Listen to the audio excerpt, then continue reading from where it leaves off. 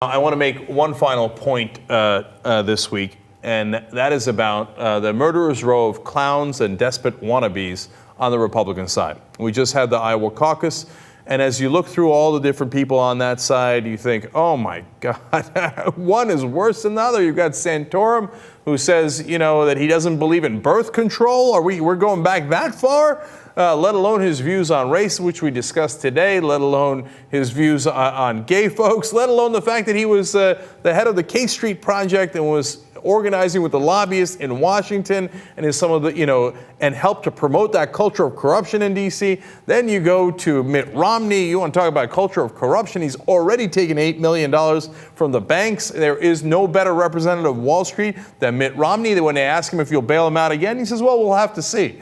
Okay, so that more money is going to the bankers if Mitt Romney gets elected. Then you go to Newt Gingrich, and Newt Gingrich is probably worse than all of them, saying, I don't really care that much about what the Constitution says. I will, if the courts are ruling in ways that I don't like, I'll subpoena them, I'll drag them in front of me, I'll fire them, I'll get rid of whole circuit courts, which is insanity, right? And I mean, his nickname, in my opinion, is Danger to the Republic. Okay, that's Newt Gingrich, and everybody's asking why.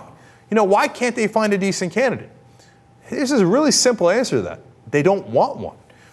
If they wanted a decent candidate, they could get one. One would enter, and then he would do well. In fact, John Huntsman is by far the most moderate and reasonable of these guys. In Utah, not only was he really successful and really popular, he was #1 in the country in creating jobs. Now, I don't agree with a lot of what John Huntsman has to say, but he represents a bearable alternative, one who's not crazy. So how have the Republican voters treated him? With utter disdain. They have dismissed him out of hand.